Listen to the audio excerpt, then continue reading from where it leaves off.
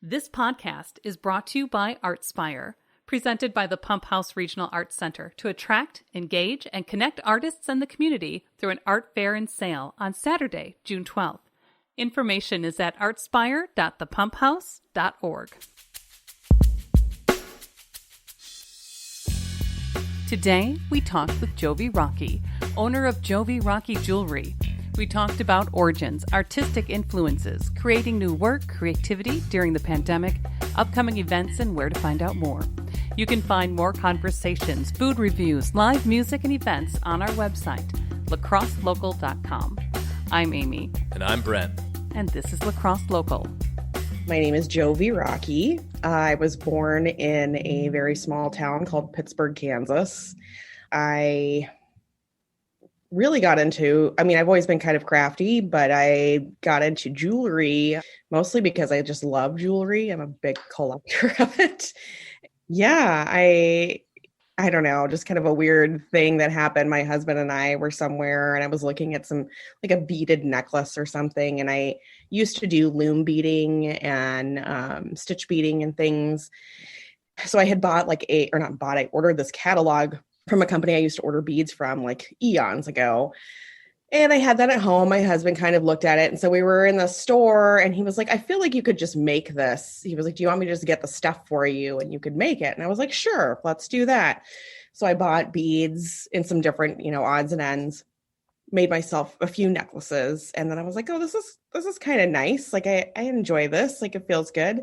And so I made a few more. And then a friend of mine who had a like small little pop-up gallery in Winona, she had an event. And so I just tried selling my stuff there and it seemed to go over well. And so it just kind of kept growing into something. And then I had come across some different types of wire jewelry.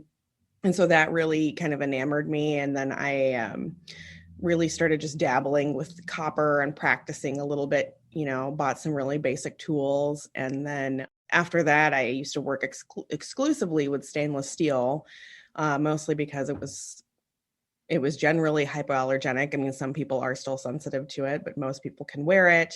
It doesn't tarnish. It is just kind of like a really industrious metal. And so it really holds its shape well. And I did that for a number of years. And then it just kind of progressed from there. I started working with silver and then more of the precious metals and things.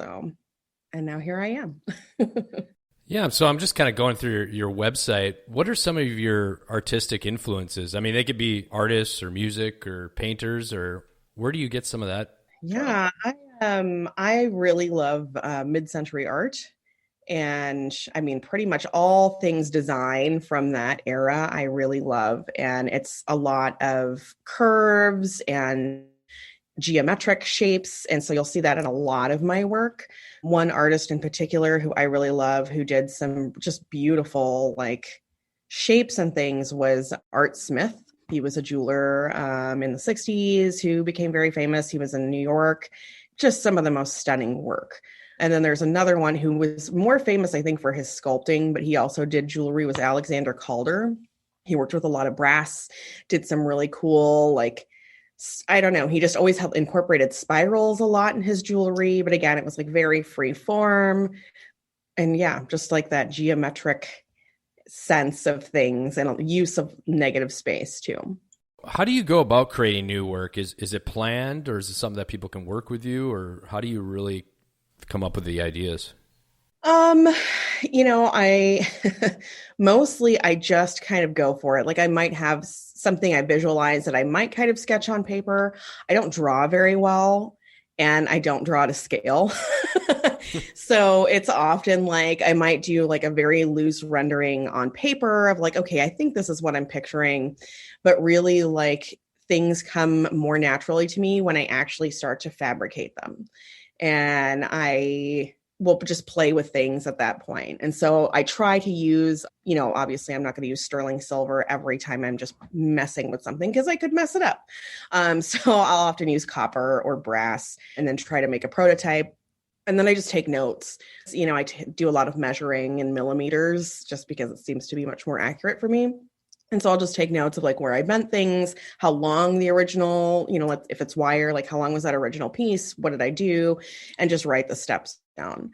I don't really do much custom work right now, mostly because I just don't have the bandwidth for it. So and my jewelry is like evolving into this new direction. So everything that I've done for the last almost 8 years, well, it's been 9 years now, but from most of the 8 years was wire, and it was cold forged jewelry. So I didn't use any sort of heat applications. I just hand tooled everything, hammers, cut things down, whatever, and then shaped them.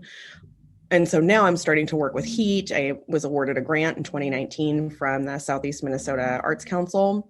And so I use that grant to really further myself by buying all of the tools and, the acetylene tanks and the air purifier. It's like all these different tools that I didn't have that were more than what I could afford at the time. And so that has just really like pushed me into a whole other direction. So now I'm getting more into metalsmithing, setting stones and things. So it's all new to me in the sense of like, I only took one class that was early 2019 at a place called Quench Jewelry Arts in Minneapolis, who unfortunately they ended up closing during the pandemic.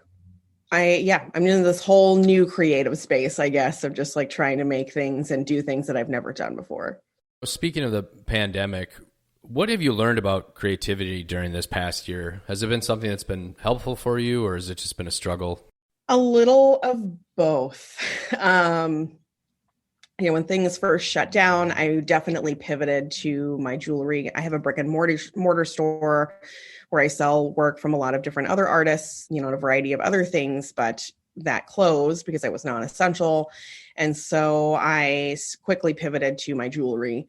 I worked on a lot of things. I had some, creative bursts of energy. But then as things began to reopen, it kind of changed. I don't know. It was a weird year for me because I also ran for mayor. So I campaigned. That was really intense. And it took up a lot of my time. So I wasn't really focusing on my creative life. By the end of the year, I was really quite burnt out and found out that I was extremely like borderline anemic. And I kept trying because I would like try to make jewelry and I'm like, I can't do this. Like, what is with me? Is this like not for me anymore? And that was like kind of scary because I feels like that's my identity, is like I'm a creative person. So yeah, getting all that stuff balanced out by the time February rolled around this year, I finally like felt awake again and like I can't find enough time to be behind my bench. I do find it. I carve it out wherever I can. But God, if I could spend every day just making stuff, I would. On that note, what are you excited for in the future through 2021, 2022? Is there anything that you're pretty excited about? Yeah. I mean, again, kind of going back to what I was saying about finding this new work, like that has been really exciting. I've done a lot of the similar designs, same kind of feel for a long time. I do sell wholesale a bit. So it's kind of that aspect. My classic stuff has turned into kind of more production work for me. So that's what I'm really excited about, is like the metalsmithing, continuing to work with that and kind of elaborate it and hone those skills. I am doing a handful of events this year. So I'll be at Artspire in La Crosse. Actually, that's my very first festival this year that I'm looking forward to. I haven't yet decided, but I think I may be applying for Art on the Green as well in La Crosse. Or I had applied for a couple others in Minneapolis. One I was waitlisted for Loring Park. The other one got canceled, which was the Edina Art Fair. But I will be in Grand Marais in July as well for their art festival, which is one that I really love, and that's one of my favorite places in the world. So I'm really excited about that. But yeah, just trying to ease back in. It's, it feels good to have the opportunities to do it this year. So, I mean, speaking of that, it's kind of blowing out the doors and getting outside again to these art fairs. If people want to follow along, what's the best avenue for them to, check out your work or maybe catch you at one of these shows? I would say social media. That's where I'm most active. I have both Instagram and Facebook.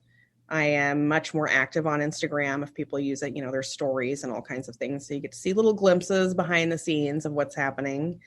But yeah, and that's at Jovy Rockey Jewelry. I think it's Jovy_Rockey_Jewelry, actually. La Crosse Local Podcast is a production of River Travel Media. Do you have an interview idea you'd like to share with us? Message us on Facebook at Lacrosse Local. Find out more about us at lacrosselocal.com, and you can subscribe to the Lacrosse Local podcast on your favorite podcast app. If you like us, rate us 5 stars. We appreciate it.